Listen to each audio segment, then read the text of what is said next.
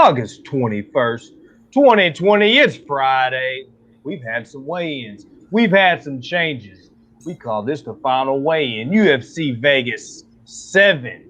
Pedro Munhoz versus Frankie the Answer Edgar. What's up? It's your boy Mo. Here to break a card down, and I brought a couple geniuses with me. You can combine their age, and I'm still almost older. That's how old I am. We got the man, boom, right there. A lot of y'all know him as the MMA Prediction Guru. What's up, Guru? How you doing, brother? What's up, man? Back on a Friday, ready to have a good time, so should be a good card. That's right. I wore my special pink lemon squeezes shirt. Hey, so y'all all know that man down south by now, but something looks a little different. He might look a little thinner. His beard, gone. All right. The gel in his hair is melted out. And also, my man is not wearing a hoodie. He's wearing a sweat-through blue T-shirt. And because his AC's out, guys, it's 89 degrees over there where Brady is. Brady, how you feeling over there, bro? I'm feeling really hot. I mean, my air conditioning's been broke for the past couple of days. So if you guys see me sweat on this stream, it's 87 degrees in here. So no hoodie for me this week. So, getting into the card, it's a weird card, but I think it's going to be good. I think there's going to be a lot of finishes. And of course, always another opportunity to make some money here. Very nice. Very nice. Let's get it, boys. We got a little card to break down. Before we break down the card, this is the final weigh-ins. We're going to talk about the weigh-ins a little bit. Couple changes. We'll shoot it over to Guru. Boom. Guru, what you think about that, Mr. Daniel Rodríguez and who's he? Dwight Grant. What you think about that fight change? Is that messing you up any, or did you have a bet rolling? Nah, I mean it's weird though. It's like both of them kind of had, or I guess Daniel Rodríguez, I did think Sato was gonna win, so I did have a bet on that. I don't know why I said no, but yeah, it's like yeah, motherfucker, I thought you did. Yeah. It's like I don't know. Dwight Grant, in my opinion, had like an easy fight, and now I don't know. Now it's like now he could lose. So, I mean, obviously we haven't had much time to really look into it, but yeah, it's kind of crazy. They just matched them up together after the other two people couldn't weigh in. Yeah, what you think about it, Brady? Yeah, I mean, had all my research done, woke up, saw that a couple fights are off, but luckily they were able to get Rodríguez and Grant on the card. I think it's a fantastic fight. I really like the fight. Ready to break it down. I mean, I think it's going to play out a little similar than I thought the Sato fight would play out. So they opened up Rodríguez at like minus 225, which, could be a little off, but we'll talk about it here. That's right, boys. And before we start deep diving into it, all this is sponsored by odds.com. That's right, odds.com. This is Odds HQ, the home of all your sports content on YouTube. So make sure, if you're not subscribed, hit that subscribe button, hit that bell notification so you never miss a stream or broadcast. We got them going all week. Like tomorrow, guys, we have a live fight companion, live bet cast, and the man, myth, the legend himself, Big Nicky and Millie Mills, MMA Locker Room. They're going to be holding that down. So this is how it's going to go from now on is we're holding this down. They're going to hold that down. We got a lot of major sports going, so we're having to spread it out a little bit. So that's how it's going from here on out. But, guys, we got shows all week. So y'all make sure to drop over there tomorrow, support the boys, and also support Clintus Maximus. He comes hard each and every week, Die Hard MMA podcast. He comes on Mondays.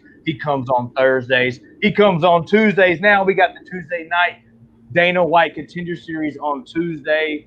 We have the New School on Wednesday. We got them all week, so make sure you're locked and loaded, ready to go. And that's all brought to you by odds.com. So shout out to them. Thank you for giving us the platform to break down these fights. And before we do it, I'm going to roll through these comments real quick. We got 69 people right now hanging out with us on a Friday night. You could be anywhere, but you're deciding to rock with us. We got Sosa in the building. We got Big Zoe, starting to love Big Zoe. He's a regular these days. Raj, Zoe in the building. We got Carlos. We got, let's see, can't pronounce that name. We'll say Suarez. because I don't know how to pronounce that first one. I don't think anybody in Arkansas would on that one. That one was pretty tough. Miss, it might be Miss Filthy. We got Filthy Casual, Andre. We got DFS by the numbers, Big Brain in the build. We got Boston Nick MMA in the building. What up? What up, Nicky? We got Sosa, Inrad, Scott John, Kevin Wallace. That name right there. What's up, brother? Scott John.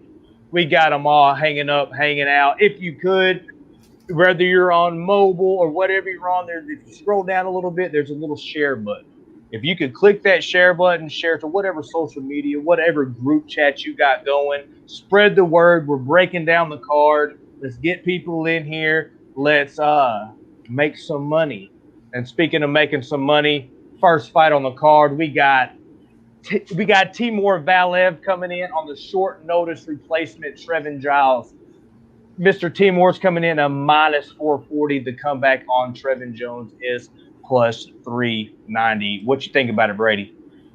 Yeah, I think Valiev should win this fight. I mean, he's a minus 450 favorite, which, could be a little bit wide. But watching tape on Jones, I was able to watch a couple fights today before my live stream earlier. He looks, kind of dangerous. He's finished 50% of his fights, 33% by submission. Looks like he has some good submissions. I did see, though, he makes some mistakes on the mat. I've seen him reversed. I've seen him put in a couple bad positions, which is not going to slide against Valiev. But I think Valiev wins here. I think on the feet, he's a lot better on the feet. I think that he can stuff the takedowns, keep it on the feet where he pretty much wants it. If anything, maybe Jones can maybe catch a submission. I just don't see that happening. Valiev has never been submitted. He looks pretty solid on the mat. So I see Valiev winning a decision here. Maybe a potential parlay piece. I think the line maybe is a little bit off, but it's pretty much warranted. I think Valiev should have no problem here with Jones. What you think about it, Guru? Yeah, it's a weird fight. I mean, Trevin Jones, you look at his record, 12-6. It isn't the best record, but the last 3 of his losses were split decisions, so could have gone either way there. This is his first fight in the United States, though, so that's something to look at. He has fought some notable names, some UFC guys, and he has to take Timur has to take Trevin serious because Trevin is a guy, you look at his record, like I said, you kind of write him off as a UFC-level talent, but that's not a wise move. I mean, the guy is solid, and through his wins, through his losses, the experiences, as a whole, he's learned kind of how to fight, and he's not coming in there to lose. I mean, you saw that at the face-off. They had a real intense face-off.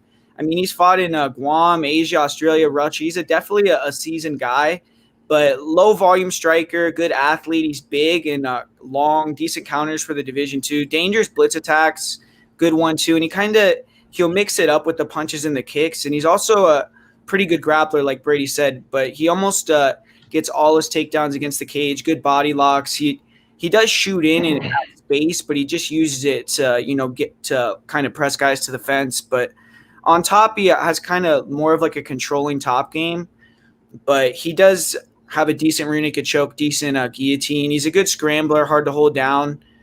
Good submission defense too, but he's just low volume. And Timur's well-rounded too, kind of a flashy striker, but he does kind of leave his chin out there, and I think he's a good enough grappler to keep it on the feet, though, and he's probably going to throw more volume. So just through that, he should probably be the favorite. But I don't know. I mean, I would line him more like minus 250, to be honest with you. But there is a lot of things going for Timur with the short notice and everything. So, yeah, my man's coming in shape. Just looking at – y'all saw that pretty little stat graph. First things first. That is constructed by the big brain himself. That takes probably 6 to 8 hours for my man to construct. So shout out to Brady for allowing us to use that content because it is super, super helpful. So we can scroll right over here. See, these guys right here don't have a lot on the striking stats, grappling stats. But once we get a little higher, we can start digging into that a little more. He has it color-coded. He has the 9s on this one, boys. But what I noticed right here, go over here, we see Jones. Jones has 5 losses by decision. So, he's not really getting KO'd. I mean, he's not getting KO'd at all. He only has one loss by sub. If this goes, I see fucking, like a Timur just coming, small cage, using his striking, his leg kicks. Pretty decent grappler, so he's going to be able to stop it from going to the ground, and I see probably Timur picking up a decision. Is that how you boys see him winning? Yeah, I got a decision. Yeah, I think it'll definitely be a decision. Jones, I mean, if there's a finish, I think it'll maybe. Yeah, it'll come from the other side. So the under 2.5 right now is minus 200. The over 2.5 is minus 200.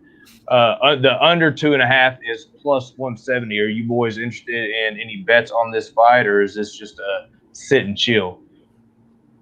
Yeah, I mean, to be honest, I didn't even look into any bets on this fight just because it got, announced so quickly. But yeah, I don't know. I'll probably just watch it. Yeah, I mean, we got old Mr. Timur right now at a minus 120. So, I mean, that's how I see him winning. I don't like that price, so it's probably stay away from me. What about you, Big Brain? Yeah, not going to bet it. First fight of the night, just probably going to sit back and enjoy it. Don't really see, like I said, Valiev probably, the line should probably be a little bit closer. So probably just going to sit back and watch this one. Nice.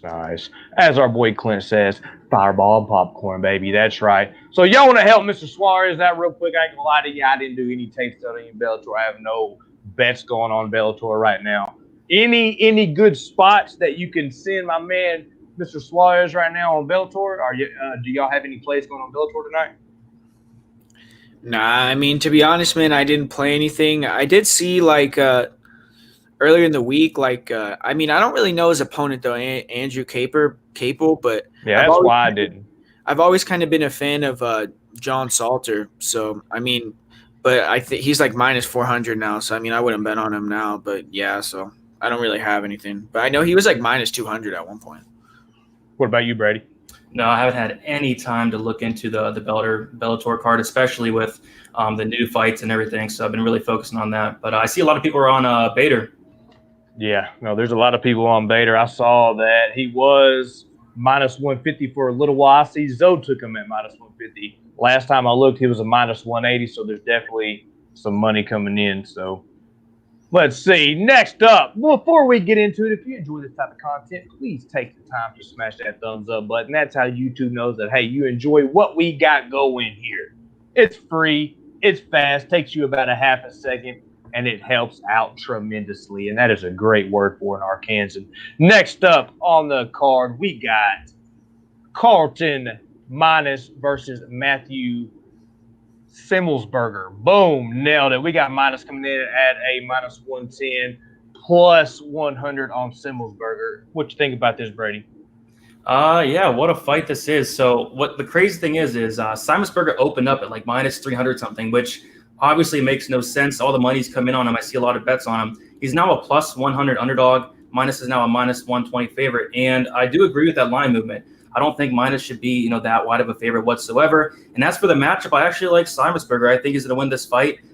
Minus is someone who likes to kind of stay on the outside, land a couple shots at a time. And from what I see, Semmelsberger is pretty much the complete opposite. He's going to come forward. He's going to throw the harder shots. He's going to bring the more volume. And we're in the smaller cage, so I don't think minus is going to be able to really move around, stay to the outside as much. And for that reason, I do like Semmelsberger. As for a bet, I mean, probably should have bet it when he was like, plus 200 something. So I'm just going to pass, but I do think he wins. Very nice. What you think about it, Guru? Yeah, just like I said on Wednesday, I'm still on the same. I had a bet on him on Semmelsberger at plus 130. So, I mean, just looking at the fight, Carlton minus, he fought all his fights over there except for one in Alaska FC, which I'm not a big fan of that promotion. They kind of do a lot of squash fights. And when he went over there and fought in the PFL against Rick Story, he got backed up pretty easily, taken down pretty easily. I wasn't really impressed with that performance. And looking at Semmelsberger, he's a real good Muay Thai fighter, real good inside, big elbows, big knees, nice low kicks, and minus more of a decisionator style with, like he tries to throw 1-2s, 1-2-1s, box on the outside, doesn't really throw a lot of kicks, kind of a one-dimensional guy. So I feel like Semmelsberger maybe will chop him down, start to close that distance in that smaller cage, like Brady said, and, be able to get a finish. I think when he's inside, he's vicious, man. I don't know if he's necessarily UFC level because of the grappling, but against a guy like Carlton minus isn't really going to have to deal with any wrestling. I feel like he's actually a better wrestler and grappler than minus. So, yeah, I got to go with Semmelsberger here. Boy, are we going to agree all night? I feel the same way. Semmelsberger, small cage, do throw some leg kicks. Serious. Dude will chop some people down with those leg kicks. And if you watch tape on Carlton, which you can find on UFC Fight Pass. That's where I found mine. Is he checks a leg kick very, very, very seldom. You know what I'm saying? He might start checking it once he starts hurting, but Semelsberger, he comes forward and he's more active. He looks more athletic. I am worried about maybe him gassing out a little bit later on in the fight. You know, I mean, Munhoz is going to stay in his face. That is one thing I like about him. He stays at boxing range, decent volume. Doesn't look like he's just going to hurt him. He might hurt him with volume, but I don't like that. I didn't see him checking leg kicks, and I liked what I saw with Semelsberger slicing those leg kicks. So the play here for me is Mr. Semelsberger as well. And did you say that y'all had a play on it already? I did bet on him at plus 130. So, and another thing, Mo, about the cardio is Carlton is taking this fight on like 1 week's notice. So okay, true that. Knows, you know. It's good to know. It's good to know. What about you, Brady? No, Drew, you got a good line there, plus 130. If it was around there, I'd probably take a shot myself. But now that it's plus 100, probably going to sit back and watch. Maybe take a look at Semelsberger inside the distance. I think it's like plus 250, but probably just going to pass on this fight as well. Yeah, Mr. Semelsberger wins inside the distance is plus 230 right now on most books. We got. I mean, do you boys like Mr. Semelsberger to come in and get the finish, or do you think it's going to stretch out and go to decision? He wins 29-28, something like that. Nah, I think he's going to finish him, man. I do, but I don't. I mean, I already bet on him at plus money, so I'm not going to bet. Yeah, I mean, you're good on that. The other prop. Yeah, but yeah, just the way I see the fight going, I think he'll probably knock him out. I mean, Munhoz seems pretty tough. Like Munhoz seems like he's not going to be an easy out. He is from Alaska. You know them boys from Alaska, huh? I mean, he got finished by Rick Story. Hey, Rick Story ain't nothing to blink an eye at, son. All right, Rick Story back in his heyday. That's after Rick Story got cut from the UFC, though. He's in PFL. You know what I mean? Yeah. So like. But we got 146 people. Appreciate y'all for rocking with us. Make sure you smash that subscribe button and hit that like. Let's get on to this next one, boys. Next up, we got Ike Villaneuva coming in. Your plus 110 dog facing Jordan Wright. What you think about it, Guru? Yeah, this is a weird fight. I mean, Jordan Wright, he's coming down here short notice. He's a 185er usually, so he's going to be a lot smaller than Ike. I mean, Ike fought at heavyweight in his last fight. He was like 230 pounds. So at the weigh-ins, though, when they were facing off, it didn't look like it was a big difference. But I just think that's because Jordan is a little bit taller. I think like if they lock up or, I just feel like Ike is the more powerful guy in there.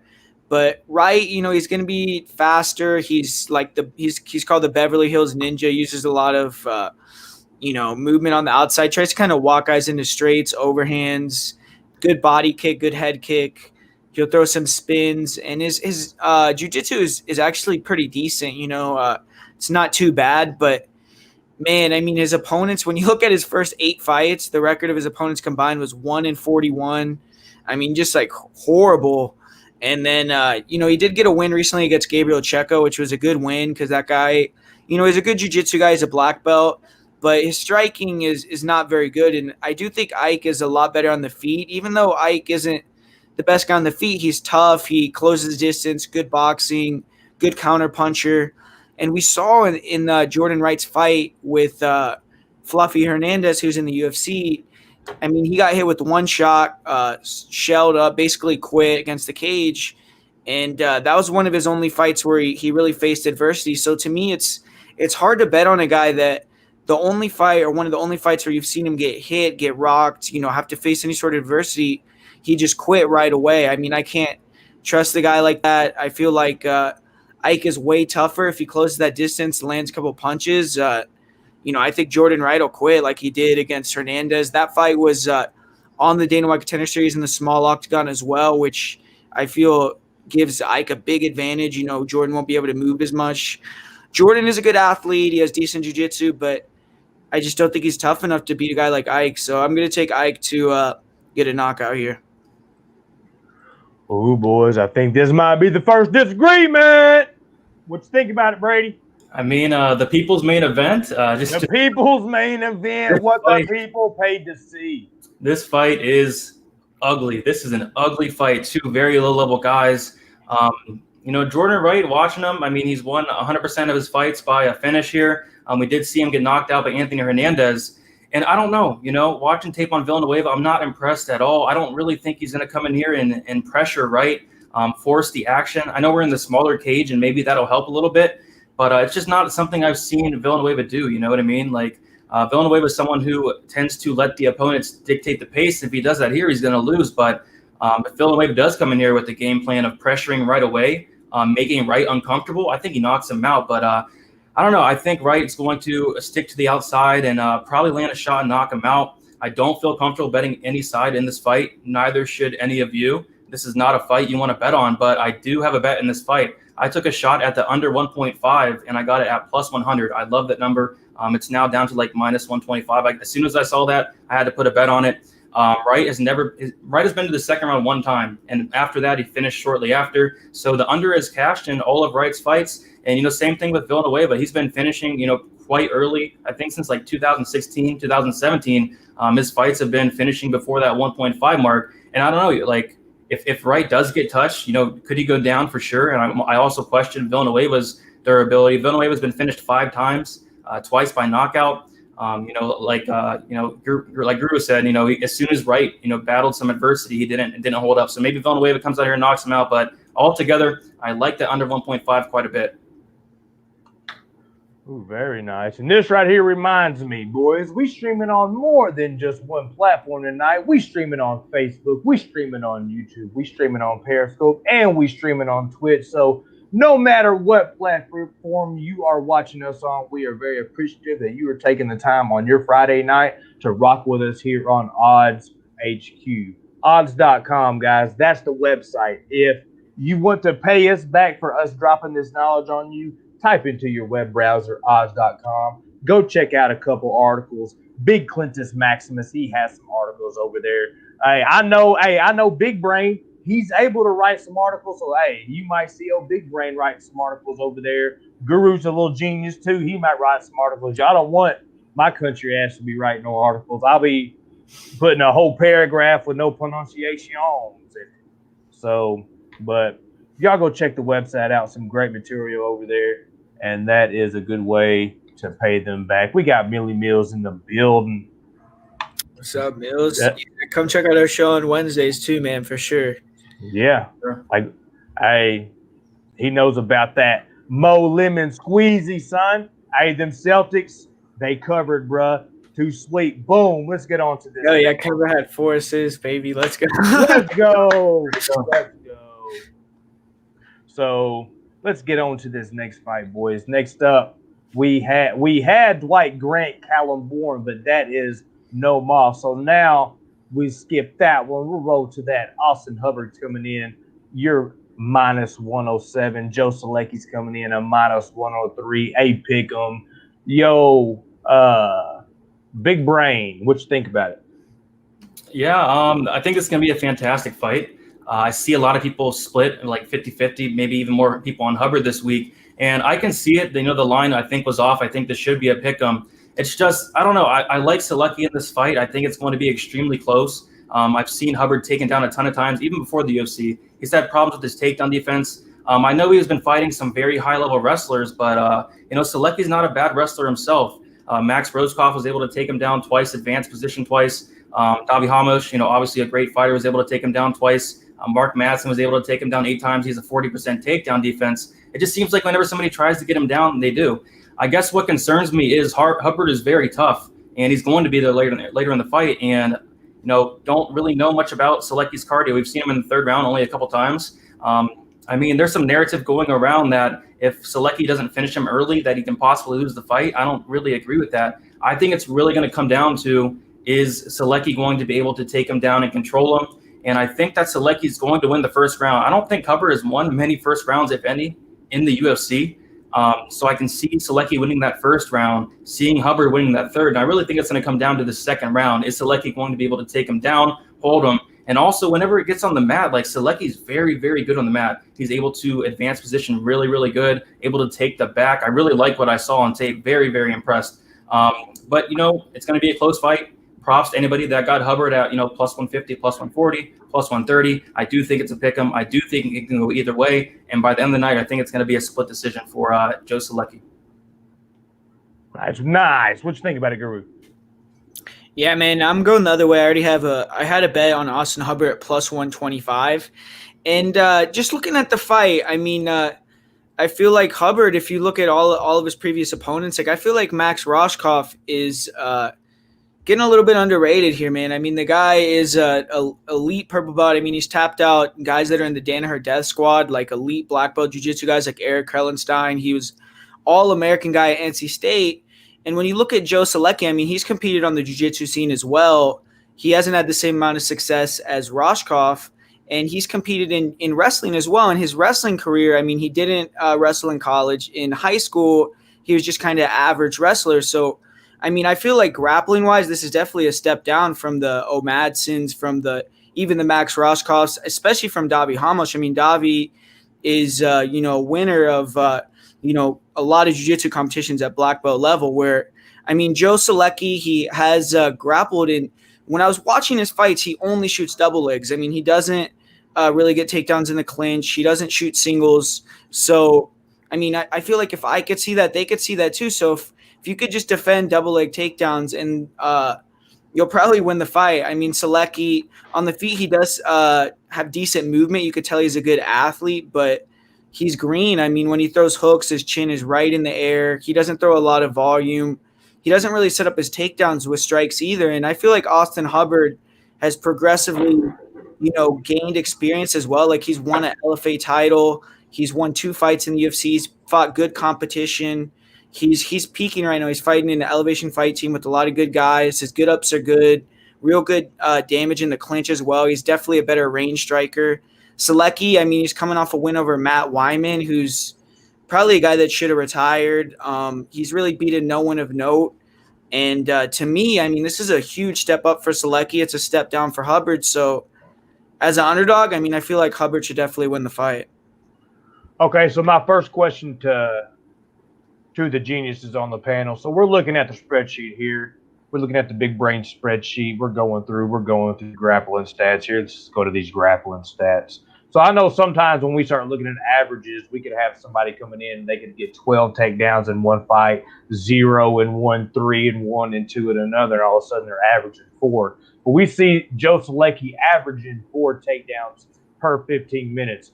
Guru, Big Brain, do either one of y'all remember or know, was that like a big performance by Solecki that juiced that number? Or does he come in and average 2 to 3 takedowns per fight? Yeah, bro. Solecki only fought 1 UFC fight against Matt Wyman. So it was Wyman. He came in and just dominated. Matt Wyman shouldn't be in the UFC, dude. He was fighting so square when he was coming forward. It's like anyone could have taken him down, dude. The way that his stance was, it was like, Solecki was taking him down extremely easily. But, I mean, Austin Hubbard could have went in there and taken Matt Wyman down on that day. I mean, Matt Wyman probably shouldn't be in the UFC anymore, Yeah, bro, and they don't have sleeves because I cut these bad boys off, son. Hey, you think that I had got these jeans, son, with these traps? These traps aren't made for sleeves, bro. Just like Brady isn't made for a hoodie.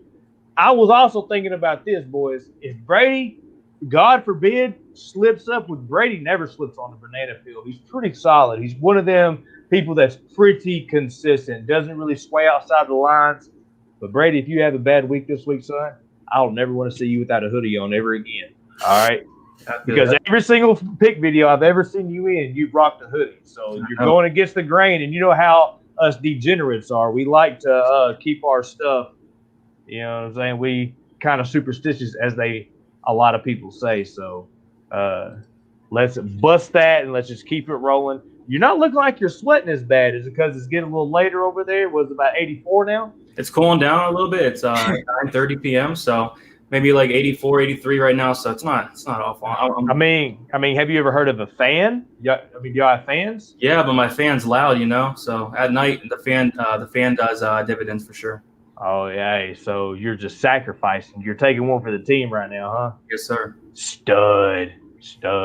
Speaking of studs, we got 170 studs in the chat right now. So we Want to salute you. Thank you for rocking with us. If you're not subscribed, make sure you hit that subscribe button. Shout out to all y'all, all the new subscribers, the old subscribers, boys. I don't know if y'all heard. I don't know if y'all know the news. I don't know if y'all study the analytics like your boy does, but we hit over 6K subs. So in a short amount of time, we're moving on up quick, and that's thanks to y'all. Y'all always make sure to hit that thumbs up. Y'all always make sure to hit that subscribe button. So I know me personally, I'm super grateful that y'all show up and show out. So let's continue to keep this ball rolling. Next up, boys, we got Mizuki Inoue coming in -117, and the comeback on Amanda Lemos is +107. Pretty much a straight up pick 'em again. A lot of these fights are super, super close. What you think about this, Guru?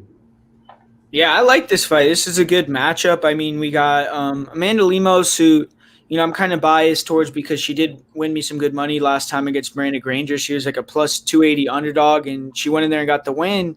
And Mizuki, I'm a fan of as well. I mean, I just like her style. And, I mean, she's been fighting since she was 16 years old, a lot of experience, real good composure. Kind of, she's gotten a lot better throughout her career. Now she's training in the U.S. with Ray Longo over there at, that fight team with Matt Serra, Ray Longo. And that team's been on a roll, man. I mean, I don't know how many losses they've had in 2020, but, I mean, you look at Aljamain Sterling, Merab, all these guys have been going out there getting big wins. So Chris Weidman even went and got a win in 2020. So they've been going out there. They've been doing well. And they kind of have a contrasting styles. I mean, Amanda Lemos, she's the power girl. She's real explosive, really nice low kicks, good straight punches. She kind of reminds me of Tyler Santos, who fought Molly McCann. She has decent grappling as well, good takedowns in the clinch. And on top, she'll throw some big ground and pound. She has good submissions. She showed that in her last fight. But, I mean, she's only been out of the second round a couple times in her career, or out of the first round, excuse me. And in a lot of those fights, she gasses out. I mean, she's very explosive early. She can take these girls out in the first round, but once she gets extended, she slows down. And I find it hard to believe you're going to take out a girl like Mizuki in the first round, man. I mean, Mizuki, in a way, never been finished, fought a lot of really good girls, super composed, really good forward pressure. She kind of has a boxing style on the feet where she ducks and rolls. She has really good head movement, good boxing. She closes distance, stays in the pocket. And I just think that after that first round, I think that, she's going to start to take over the fight, throw more numbers, and be able to beat Amanda Lemos that way. And I feel like if it gets to the ground, I think she has a big advantage. I mean, we saw Mizuki fight Verna Jandiroba, who's a pretty elite black belt. And she was able to control Jandiroba in her guard, really threatened her a little bit, was threatening with submissions. Jandiroba couldn't pass her guard. And Jandiroba, even at one point in the fight, did get a real nice position, took the back. Mizuki stayed calm, was able to turn in. And you could tell she has a lot of composure on the ground, too. 9 submissions in her career. So I feel like if it goes to the ground, she's definitely going to have the advantage there. I just think that, the composure from Mizuki is going to be enough to get the win here. I think that she's going to be able to just, control the pace after the first round, throw more volume, and get a decision here. Very nice. DFS by the hoodies. What is your call on this one, bro? Yeah, another close fight, just like the last one, and then I'm probably going against a bunch of people here again. I do like Mizuki here. I guess some concerns I have is the cardio of Lemos. She's never been to a decision. Whether it's her winning, she won 71% by knockout, 29% by submission, 100% finish rate. She got knocked out by once by Leslie Smith, where she kind of gassed out in that second round, and Smith really put it on her and knocked her out. So that's kind of concerning. Mizuki's someone who is, I can tell you right now, she's not going to gas out. She can go 5 full rounds. And watching tape on her, I was impressed. She has fought the better competition by a mile. She is a lot more experience, a lot more fights. I don't know. Maybe Lemos. I don't really see Lemos trying to take her down. I think that would be kind of dumb. I think Mizuki does have the better BJJ. I think Lemos probably wins round 1, but what's she going to look like when she gets out of round 1, So for me, it's Mizuki. I think she's going to stay composed throughout the fight. Her cardio, she's going to be looking fresh round 2, round 3, and I think she's going to win both round 2 and round 3. I don't know. Is Lemos the favorite now, or is it's almost a pick 'em now? So a lot of money is coming in on Lemos. don't totally get it, but it should be a close fight. And if the money keeps coming on Lemos, and if I can get Mizuki at an underdog price, I might take a shot on Mizuki here. But overall, it's going to be a good fight. I think if someone gets a finish, I think it's going to be Lemos. Maybe if Mizuki can submit her on the ground, but I don't know. I like Mizuki to win this fight, and yeah, I like it quite a bit. Yeah, I'm right there with you guys. Miss Lemos, she opened at a plus 160. She is now a plus. What is she now? She is now a plus 10. Plus 107. So some money has come in on her. So you said you like Inoue by decision? I mean, if I was to bet it, I'd probably just bet her straight, especially where the line's at now. But Inoue by decision looks like it's like plus 150. So might as well just bet it straight there. Yeah, just take that even money. Yeah. Take it and go. But we are talking about women's MMA, people. You got to be careful. I'm on Inoue as well. I think that she can withstand what Lemos is going to bring in the beginning and take her into deeper water, use some grappling, and get a decision victory. I'm also on Hubbard as well, especially since Solecki fought Weidman. Weidman's a can. If Davi can't hold him down and sub him, I just don't see. I mean, Solecki, he can come win a decision, but I think I'm going to ride with the dog money on Hubbard on that one. So next up. Where do we go? Where we at right here? Now, I'm interested to see what you boys got to say about this. We got D-Rod, Daniel Rodríguez coming in, your minus 220 favorite with the comeback on Dwight Grant plus 180. Guru, what's your thoughts on this, bro?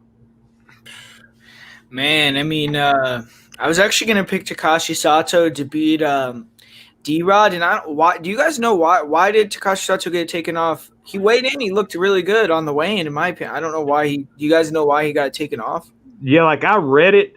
Go ahead and do what you're doing, and I'll find the article that I found, and I'll bring it up. Yeah, I don't know. I was curious too. I don't know what happened. Let's see. Yeah.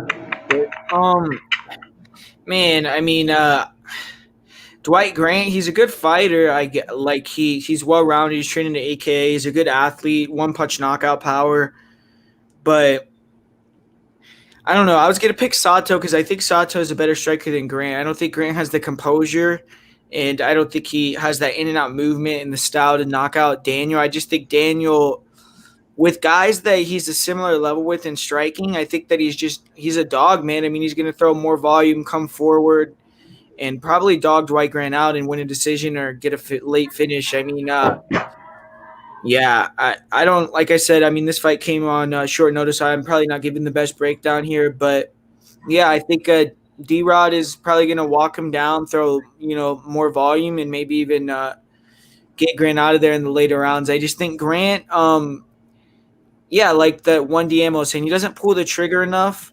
And, I mean, he could get the knockout. He's an athletic guy, but I think Sato, his striking was a little bit better, so that's why I was picking Sato. With Grant, I'm not sure. So I'm going to pick D-Rod to maybe even get a finish here. Nice. Shout out to big Gabe Killian. He says, my old roommate is cornering Mizaki, right? Basically, this fight. She's been training with him, Aljo, Marab. So she's been training with some killers. So that's good look out over there from Big Gabe. Y'all go check out Gabe's YouTube channel. Guru, you were on there the other day, right? Yeah. Me, Leon Shabazian, and Marcel, and then someone else was on there. I'm sorry, I can't remember his name. But, yeah, so we it was a good video for sure. Yeah, y'all go check him out, Gabriel Killian.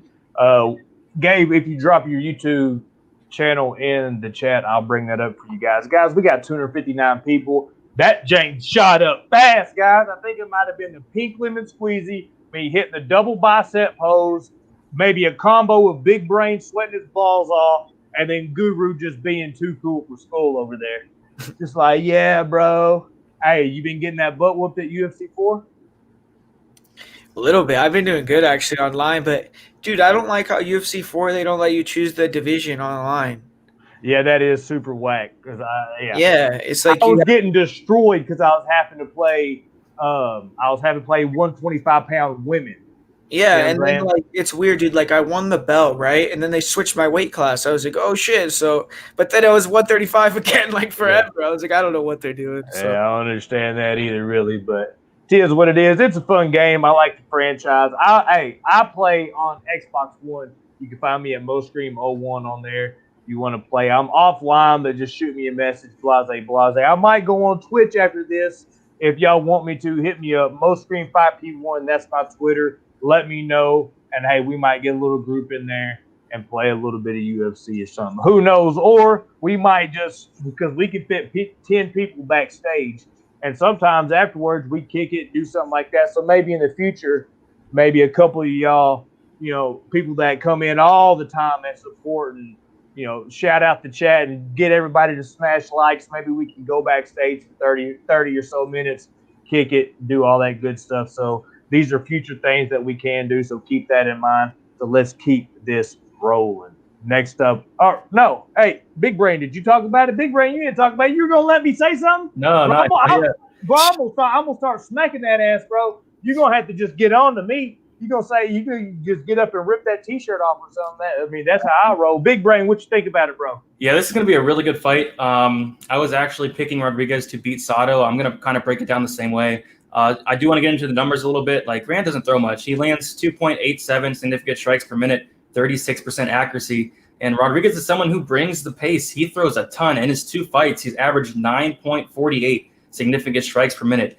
So obviously, if Rodríguez's chin holds up, I just don't see him losing this fight. He's very, very tough. He's never been finished. In 13 fights, he's never been finished. And watching tape on him, I was actually very surprised with what I see. Like, this dude, he looks good. He was the guy that beat Tim Means, probably ruined a bunch of parlays that night. But I like Rodríguez to win the fight. I don't like the line. I was, hoping it would be open, a little bit closer, but minus 225. I don't love it, but I do think he wins. Maybe a potential parlay piece. But give me Dan Rodríguez with a decision and maybe even a late finish. Yeah, they kind of switched up the game like we were talking about earlier. Dwight Grant, he kind of had an easy matchup. Now I think it's the total opposite of what he wants. He fights at a real low volume, crazy straight down the pipe. He will sniper that ass real quick with that one shot, but D-Rod can take a hit. He walks forward. He has a lot of volume, works the body good. I like D-Rod here too. I don't know if he's going to get a finish. I kind of feel it's going to be a volume-based decision because he doesn't put every single thing in one shot. He peppers you with 3 or 4, but it's volume, and he's right in front of you, real tough cat, decent grappling, can hold you against a cage. Dwight Grant just doesn't do enough for me. But with this crazy short notice matchup, I'm not going to be mad at anybody that takes a chance on him because he does have the power. He does have the striking. And, so especially at that price, I'm definitely not going to be mad at anybody that takes it. Yeah, the line, I don't get why. I don't know about you guys, but I don't get how D-Rod could be like, how could you say he's 2-1 favorite? Yeah, he's definitely not a 2-1 favorite. Yeah, like, I don't know. But yeah, tis what it is. So let's see here. So is this a stay away from y'all since it's such short notice? Are you just not laying any wood on it? You just not laying any cheese on it? Yeah, I literally didn't even know the odds until I literally came on the stream. So, that's Guru, weren't you supposed to give us a dab last time? What happened with that, bro? Nah, bro, they didn't come through. They didn't hit the like number. Shit, man. Damn. That's their fault, not mine. Dang, man. Y'all could have had Guru. Y'all are used to seeing the old man hit a dab. But y'all ain't used to seeing the young buck over there hit the dabs. Maybe we might have to set a number tonight and see if we can get there. And Guru, hey, we might set one number for Guru to bust out a couple dabs, but then maybe another number for Brady. Now, it might have to be a little bit bigger number for Brady because I don't know if Brady's the dancing type, but you never know. Well, we got to smash those likes because that's how YouTube knows that, hey, you enjoy what we got going here. So if you haven't, takes half a second. Smash that little X if you're on a mobile device, hit the thumbs up. And all you got to do is scroll down. If you're on desktop, hit that thumbs up. Big, huge, big help. Appreciate each and every one of y'all. 301, we cracked that 300 mark, baby. Give y'all a round of applause. Friday night, y'all get a double bicep pose. Next up, we got we got Marina Agapova coming in at a slight favorite at minus 1,300, facing the slight comeback on Shana Dobson at plus 925. Now, we will let Guru, the MMA prediction guru, go first on this one because he has a little experience with Miss Marina Agapova. Before we get into it, Guru, how about you tell them where they can find that interview at that you interviewed her at, bro? Yeah. This was for her last fight, not this one. But, yeah, we did an interview before her UFC debut.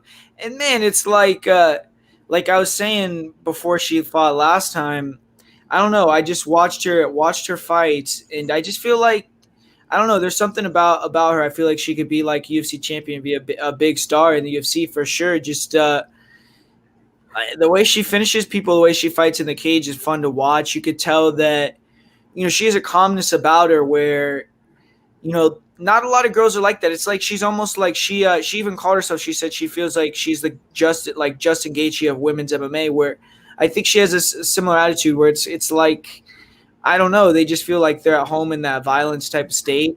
And, I mean, Agapova, she has a lot of things like that are going good for her now. Like, she's in the U.S. and you listen to her interviews, it's crazy. It's like she's over there in Kazakhstan and they don't even she doesn't even know what a washing machine is or a dishwasher and all this type of shit. Now she's over here. She's getting real good training. You could tell that when you watch her fight on the Contender Series and then you watch her fights in Invicta and the UFC, it's like she looks huge. She's like a totally different girl. It's like she learned how to do, strength and conditioning, started eating right. She's way bigger, a lot better. And I mean, she's just dangerous, man. I feel like she has that killer instinct in the cage. She's never going to waver in there. Real good composure. And she just goes in there for the kill. And I feel like Shana Dobson is almost the exact opposite, man. It's like Dobson, she quits in a lot of fights. She'll check out mentally. She gets hurt to the body in a lot of fights. I don't know. I mean, Mariya, she's a good boxer, real good body kicks, good on the ground, opportunistic submission artist. I don't really see a lot of places Shana could win the fight. I mean, I don't know about you guys, but I think the line is probably right, even though I wouldn't play it. But it's like, I don't know. I don't really know how Shana's going to win. I mean, dude, this chick is like painting pictures with their own blood and shit. Like, I don't think she's worried about Shana, man. I don't know. I'm going to go. Yeah, no, you're right. If y'all haven't checked her out on IG, check her out on IG. She is something else. She is right up Guru's alley. Guru, boy, she would chew you up and spit your little ass out, son. Woo! She scares me. But what you think about it, Big? Hey, before we get into that, Big Brain, why don't you bust that out for Big Gabe right there? Who should he play on DK? OSP, Hubbard, or Schmelsberger? If I had to pick one, it would be Simonsberger there. There you go, Gabe. Big Gabe coming through. So, I mean, duh. I'm on Marina as well. So, hey, don't you feel sorry for the people? You told me you bet on Shana, bro. You told me you bet 500 on Shana. 500, bro. Hey, let it ride, baby. Heck no, man. Hey, this is women's MMA. Wouldn't that be some crazy shit, though? Let's see. Since Mo Scream is wearing such a sharp-looking shirt, do I see a stylist in this channel's future?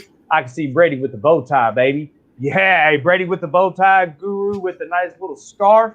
We like getting GQ over here, son. So, hey, don't you feel sorry for those people? And I don't remember who it was. Maybe it was Carlton from Bro Picks. Shout out to Bro Picks. Shout out to Carlton.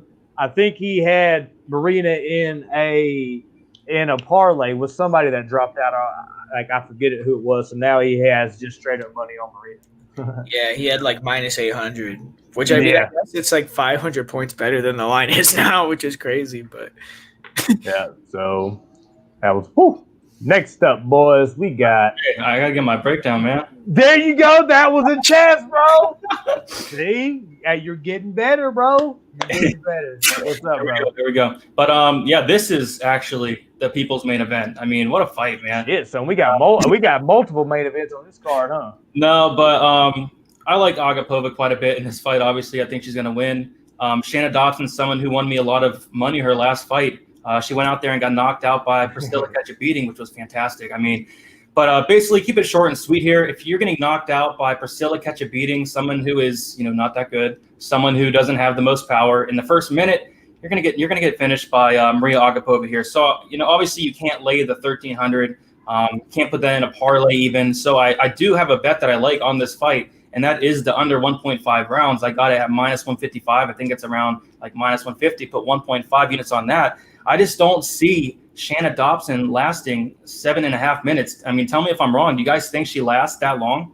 No. Nah, I was gonna ask you guys, because Mariya to win in the second round is plus 400. Like, you guys think Shana can last 5 minutes? You think she could last plus 400? I mean, for her to get a finish in the first round, it's it's minus 120. It's not even plus money. So they think she's gonna win in the first round. So yeah, I was thinking about putting like 0.25 units on the second round. Maybe Dobson's able to survive. I definitely don't see her surviving 10 minutes. So I do think Agapova is able to finish it. Hopefully early. Yeah. I don't know. I mean, what do you think? You think she could last 5 minutes? I think she's going to come out tough, don't y'all? I think she's going to march across that cage and strike hard. I mean, what's Shana going to do? Shana, at best, is an average boxer. You know what I'm saying? So, I mean, I guess it could probably go. I mean, like the under 1.5 is not a bad look, for sure. I definitely don't see it going over that. So, yeah, minus 150 isn't that bad. I mean, it's like, I don't know. I would be surprised if Shana lasted that long. Oh, for sure. For sure. Hey, man, everybody loves your mic, Guru. Yeah, I know. Hey, Guru over there swinging that big stick. You know what I'm saying? He got that big mic, trying to show out, trying to overcompensate or something. I'm playing. Hey, dude's got a much bigger brain than me. You know what I'm saying? Next up, we got the co-main event. Alonzo Menifield coming in minus 115 with a slight comeback on OSP at plus 105. We skipped the Rodríguez fight, the Rodríguez Prachnio. Oh, Mike Rodríguez, yeah. Hey, you probably skipped that fight on purpose, right, bro? Yeah, fuck that fight, boys. Hey, Slow Mike be burning people all the time, bro. We ain't trying to talk about Slow Mike. No, I'm playing. Hey, good call, man. Mike Rodríguez coming in minus 230 versus Marcin Prachnio plus 190. What you think about it, Big Brain? I mean, yeah, you weren't wrong for trying to skip this fight whatsoever. I'm just trying to help people. This is not a fight you want to bet on, especially with Rodríguez at minus 130. We've seen him lose as a minus 400 favorite. We've seen him lose as a minus 250 favorite. He's just not trustworthy. Obviously, this is a fight he really should win. I think he's the more athletic fighter. Watching the weigh-ins, watching them go against each other, Rodríguez looked like the much bigger fighter. But it's just, you can't trust him. You can't trust him, especially at that price. I do question his durability. Of course, Prachnio has been knocked out 3 times, twice in the UFC, once against Sam Alvey. It's just, Mike Rodríguez should win, but I just can't lay my money on the minus 230, But overall, I mean, I'm probably not, betting this fight from anything. I don't really see anything I like. Wouldn't even put Rodríguez in a parlay, although I do think he wins because Rodríguez maybe comes out with a mistake and gets knocked out. Prachnio does have power, so I don't know. It's a stay away fight, a fight I'm not looking forward to. What do you guys think? Yeah, Guru, do you think with this small cage that Mr. Prachnio is going to be able to do anything? You think he's going to be able to back Slow Mike up against a cage, wing some wild things, and maybe get an accidental knockout? No, Prachnio fights fucking like Wonder Boy. He has like a fucking karate style. He's a black belt. And it's weird. I mean, like Gabe is saying, it could be some I didn't think he looked like that on the weigh-ins, though. Like, I didn't think he looked that good at the weigh-ins, like Brady was saying. But when he fought in one championship, he did have some killer knockouts, man. Like some knees, some head kicks. And, that's why you can't bet on fucking Mike Rodríguez. If you're betting on Mike Rodríguez, man, I don't know. I would advise against it. You got some big cojones. But especially, Mike Rodríguez right now is he's minus 230. So it's like, you can think, I don't know about that. It's almost like all the value is on Prachnio, but I can't bet on Prachnio either. But fuck, man. It's going to be a striky fight. I think the under 1.5 probably will hit. I mean, I don't know. I don't think it'll go over 1.5 rounds. I think Marcin's lost both of his fights in the first round in the UFC. He's probably going to be coming hard. I mean, both these guys need to win. If the guy that loses, I think will get cut. So, I mean, I think they're going to come hard to get the finish. I don't know. I don't think it's going to go to decision. So, I could see the under 1.5 hitting. I'm going to pick Mike Rodríguez to win by knockout, but I mean, I could see Prachnio winning by knockout too. So nice. 2 things. One, Freddie, slide over there, odds.com, bro. Do us a favor. 2 things. We got 371 people. We almost got 400 in this jank. That might be a record for Friday night. So if you could, make sure you go down low, smash that share button, go share it to your other social media, to each and everything. Let's get the word out. And I appreciate each and every one of y'all for taking the time on this Friday to rock with us. So hit that thumbs up. Let's spam them thumbs up. And let's get on to this main event. Yeah, for sure. I mean, if you go to odds.com too, you can get, it's not just MMA, you know, you can get like everything. NBA, NHL, all that shit. So it's straight. It's like I know, Freddie, you're on my channel, dude, so shout out to you for sure, man. Yeah, no, shout out to Freddie. So as we bring up this main event right here, I will bring up odds.com website, scroll through, let y'all get a little peek at it, and then y'all go over there. We got quite a few people. If we can even get a third of the people to slide over there and go check out the website, 5 to 10 minutes, it will help out odds a lot, and that will allow us to keep bringing you this content. So we got a main event, boys. We got Frankie Edgar coming in plus 245, facing the favorite Pedro Munhoz, a minus 265. Guru, what you think about it, bro? Yeah, I mean, first I'm going to ask you guys a question. What did you guys think about Frankie at the weigh-in? I thought he looked really fucking good. So you guys agree with that? He looked great. Yeah, I thought he looked great as well, man. It kind of made me think, are we going to see vintage Frankie? You know, we know how Frankie fights. So it's just, in my opinion, I just think he's probably going to get clipped. I think Pedro's probably going to clip him. But, yeah, no, Frankie looked great, man. Yeah. That's the one thing I was, it made me a little bit trepidatious. You know, I don't have a bet on Pedro or anything, but I do feel pretty solid on Pedro getting the win. But that was something that, is a little bit of a cause for concern because Frankie looked really good. I mean, if he can kind of even fill up a little bit, he already looked like he was bigger than Pedro at the weigh-in. So if he fills up a little bit, I mean, maybe he'll be able to do something. But it's hard, man. I mean, this is a terrible matchup for Frankie, in my opinion. I don't know about what you guys think, but when you look at Pedro, I mean, the things that you think about when you think about Pedro Munhoz is that, forward pressure, the cardio, his durability. I mean, the guy could take a punch. And, he has real big power, one-punch power in his shots. He's able to just continue to walk guys down. He has a lot of faith in his chin. We've seen him knock out a guy like Cody Garbrandt, who's a former champion in the UFC. And his jiu-jitsu is world class as well. I mean, he has probably the best guillotine, if not one of the best guillotines in the UFC. His takedown defense, his get-ups are really good. I don't really see Frankie being able to take him down and control him on the ground, kind of how he's been able to do against other opponents. And like Mo said, it's just hard to trust that chin of Frankie at this point in his career. He's 38 years old. If, like I was saying earlier in the week, like if you would have told me Frankie's going to 135, you could even say 10 years ago, which is crazy, or like 5 years ago, then I would have said like that's awesome. But it's still kind of, even the way he looked at the weigh-ins, he looked great, but I'm still kind of nervous about his chin. Korean Zombie knocked him out, did a lot of damage. We saw Briner take a KO him. So, I mean, 2 of his last 4 fights, he'd never been knocked out in his career ever. And then 2 of his last 4 fights, he's been finished by strikes. So, I mean, that's something you have to look at, especially against one of the hardest hitters in the division. Pedro has those low calf kicks, the front snap kicks to the body also. So that's going to be a big one for me. He's not just going to be attacking the head. He's going to be attacking all parts of the body. Yeah, he attacks all levels. So he's going to have Frankie guessing.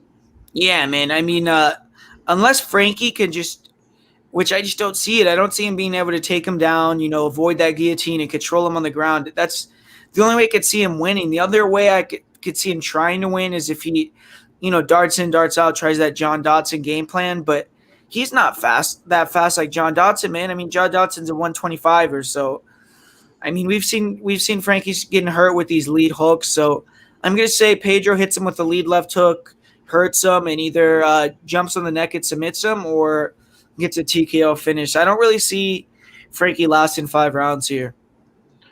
Very nice. So we have a comment. We had tons of comments tonight, but we have one right here. Can we donate to you guys as a group? Guys, we don't take that cash. This is a free, we want to give you that free content, but how you can pay us back, couple things. Make sure you're subscribed. Make sure you hit that bell notification. Make sure you hit that like, but also a big thing, we got to start pushing this, especially on nights that we go live as a group, because then they know at certain times if it spikes who it is. And it's, so it looks good on us. But wham, bam right there, boys. So y'all saw me scrolling through it before. This is who we are sponsored by. This is what it all goes down right here. This is the website you go through.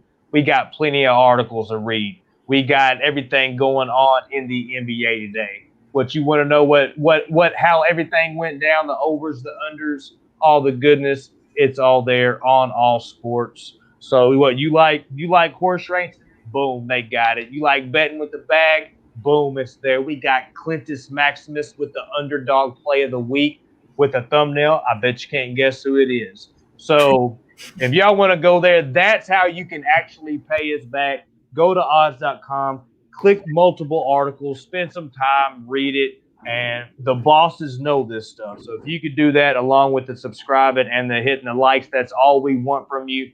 And we're just grateful for that. So what you think about it, Big Brain? I mean, yeah, Guru broke it down perfectly. Edgar did look fantastic at the weigh-ins, but you know who else did? JDS. JDS looked fantastic. He had a nice mustache, but that mustache doesn't help your durability. It really doesn't. So although Edgar looked good, I mean, how's that really going to help him with his durability? It hasn't been looking the best as of late. He's 38 years old, going down a weight class, huge red flag there. So I do question that durability, and someone who does hit pretty hard like Munhoz.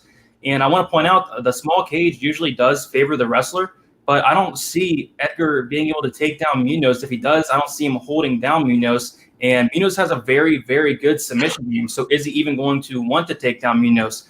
So in 5 rounds in that smaller cage, I just think Munhoz is going to catch him at some point and get a knockout. Like 38 years old, the durability it's just not there anymore, So give me Munhoz, give me him by a finish. Inside the distance for Munhoz is like minus 130, minus 135. That's not awful. But yeah, I like Munhoz quite a bit. I wouldn't say I would be surprised if Edgar won, but I just really like this matchup for Munhoz. Do you boys like Munhoz in a parlay piece? If you're throwing a little 2-fighter parlay in, or are y'all throwing Munhoz in? I just don't like the odds, man, to be honest. Minus 265, to me, that's crazy. So would you just bet minus 130 inside the distance then, if you were to bet it? Yeah, but I wouldn't put. I don't know if I would bet that. I mean, maybe I would. I would want plus money almost, But if I did bet that, it would just be a straight play. I wouldn't put it in a parlay because minus 130 is pretty close. Me personally. I mean, I'm not gonna tell you guys what to do, but I never parlay underdogs or underdog money. So I mean, I'll always just hit it straight personally. So minus 130. I mean, I wouldn't parlay that number unless I'm like super confident. Like I think they're like a lock. So yeah, But yeah, I mean, I would play it straight potentially, but I have a couple bets on this card. I'm just not super confident, so I probably am just gonna pass and save my money. Just watch the fight, man. Yeah, we got to touch on the Menifield fight too. Yeah, that's what I was about to say. We're all over the place. Oh shit, I fucking forgot about that fight too. Me too. I don't know what rant we went off on before. That's how we do things. It's Friday night. Y'all thought this was Powerade over here. This might be a little Powerade and a little something else over here. You know what I'm saying? We're getting wild tonight, boys. Shit, I'm just playing. It's just Powerade, I promise. He was talking about donating, man. Hit me up. Go to my channel. You can hit me up on Cash App for sure. Personal if you want to, man. Hey, Guru ain't never mad about throwing that out. But yeah, no. So the co-main. Let's see here. The co-main event of the evening. We have Alonzo Menifield coming in at minus 115 favorite with a slight underdog on OSP at plus 105. Big Brain, what you think about it?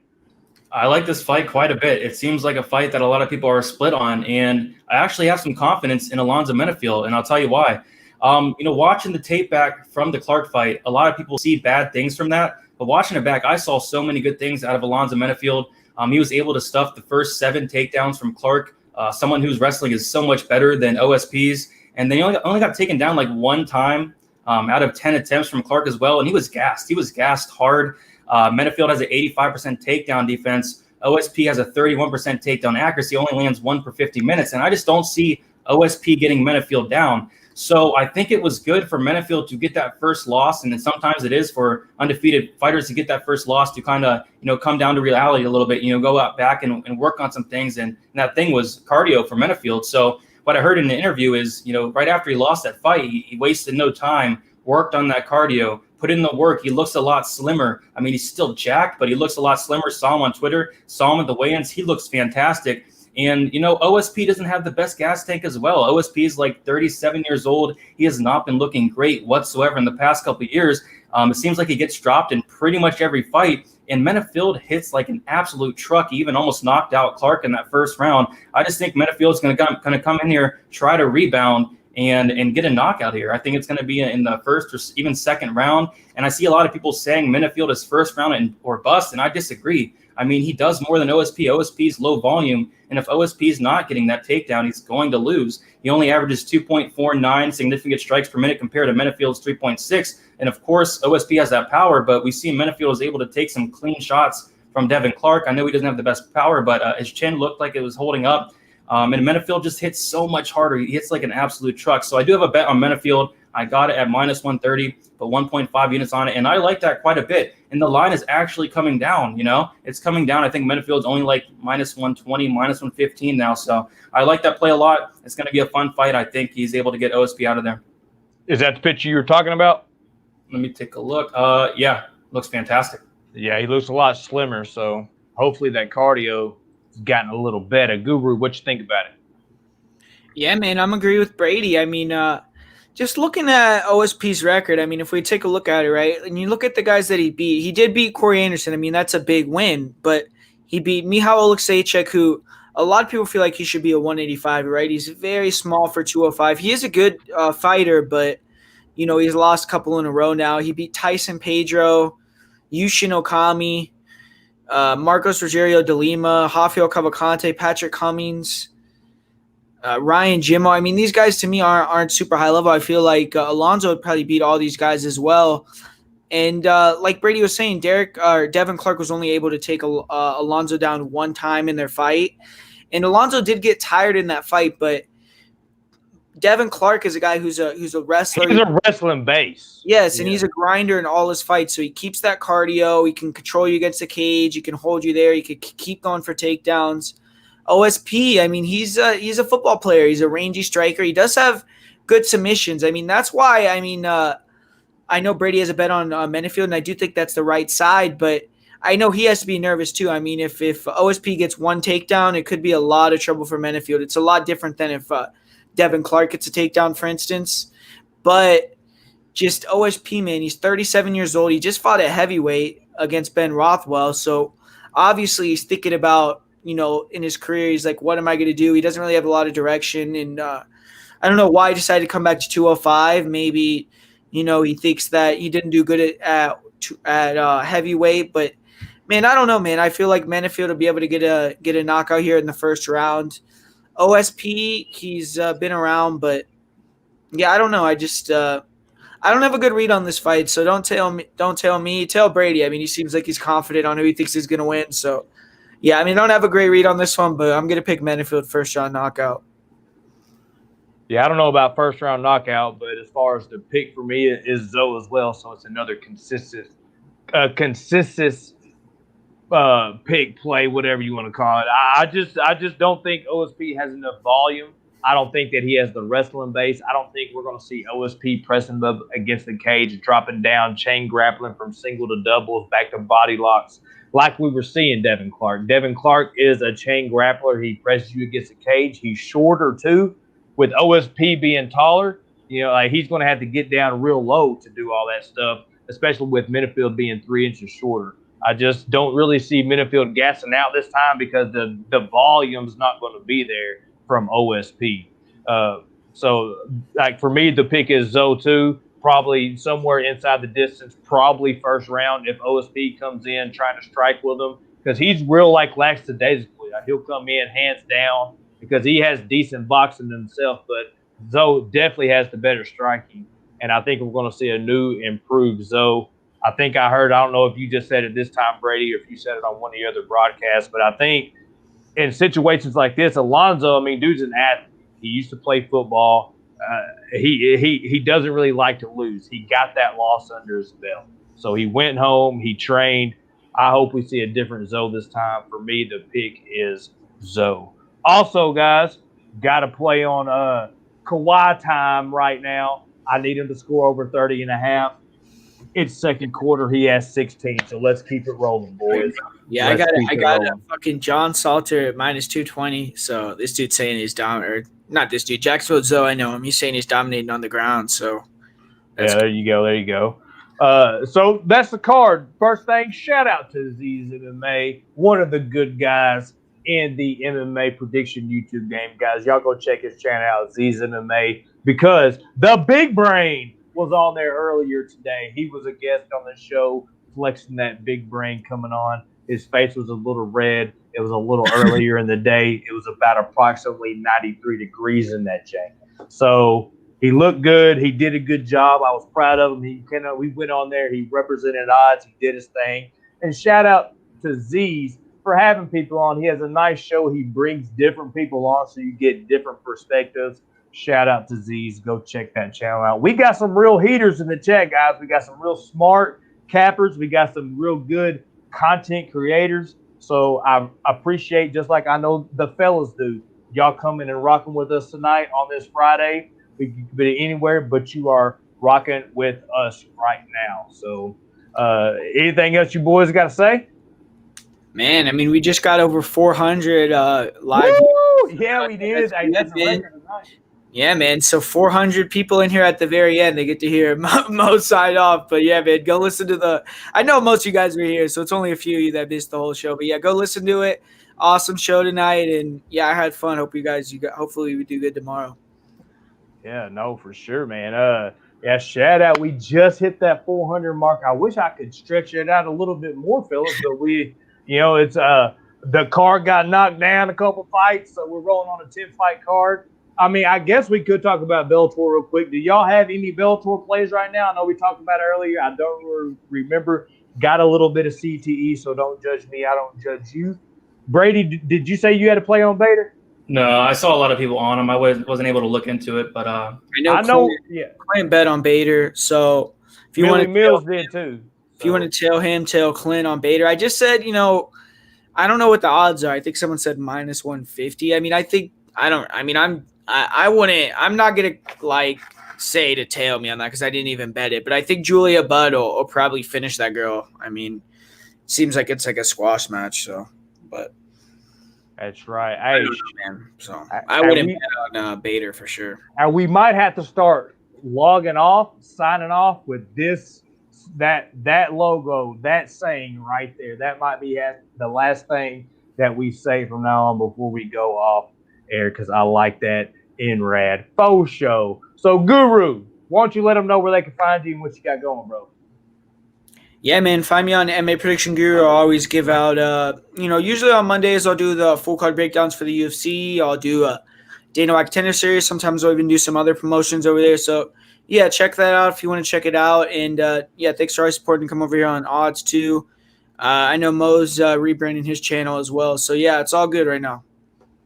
Very nice. Y'all go make sure to support the MMA Prediction Guru, the only MMA Prediction Guru on YouTube that matters. Yo, Big Brain, I know you got tons of stuff going, bro. Why don't you let them know, one, what you got going, and don't forget that Patreon, bro. Let them know where they can find your Patreon, and then also let them know where they can find your YouTube. Yeah, guys, YouTube is DFS by the numbers. I do my prediction video. I do a betting breakdown. I do a live stream. I do a lot of stuff. I do this full time, so I'm able to do a lot of content for you guys. So you guys can check me out on there. You can follow me on Twitter, DFS_numbers. I'm on that Instagram now, DFS by the numbers. And like Mo said, Patreon, if you guys are interested in the sheet you saw throughout the video, it's www.patreon.com/DFSBTN. Thank you all for hanging out. I mean, 400 people is insane on a card like this where Shana Dobson is the people's main event. Shout out. Yes. That's awesome. That's awesome. It is, man. Yeah, Y'all showed out. Mariya went from interviewing with me to interviewing with Brad Okamoto. So yeah, Guru got it in early. Hey, Guru got it in early. I like that. Hey, let's see what Zoe say. Hey, all right, up 11. Hey, as long as they cover that -5, Zoe, that's all that matters, brother. That's all that matters, Manny. We love you. And I'm your boy, Mo, the host of this thing. I appreciate each and every one of y'all. You can find me on Twitter at MoScreenFightP1. That's Guru's favorite Twitter handle in the game. You can also find me at IG, which I try to do a little bit, this, that, and the third. But really, you can find me at Twitter. But you can find me on IG at MoScreenMMA. And also on YouTube, like Guru said, I am trying to do a little rebrand. I was Mo Sports, but hey, I'm thinking about changing a little name, maybe Coast to Coast Sports. I don't know, because we're all worldwide. Worldwide sports. I don't know what we're going to be, but we're going to change it. But you can still type in MoScreen TV, and it's going to pop up. So y'all go over there, hit that subscribe button, hit that bell notification. And, yeah. Oh, shout out to Mr. AMMA, Mr. Arkansas. We might be doing a little wrestling show. That's going to be just like a little funny comedy type show. So we're going to be doing all kinds of stuff. Go check him out as well. And all this was sponsored and brought to you by odds.com. I showed y'all the website. Somebody asked how they could tip. That's how they can pay us. You can go to odds.com, support them, check out the articles, smash those likes, blow them up, hit that subscribe button, hit that bell notification. Shout out to all of Odds Squad. Guess what? Scared money don't make money. Peace.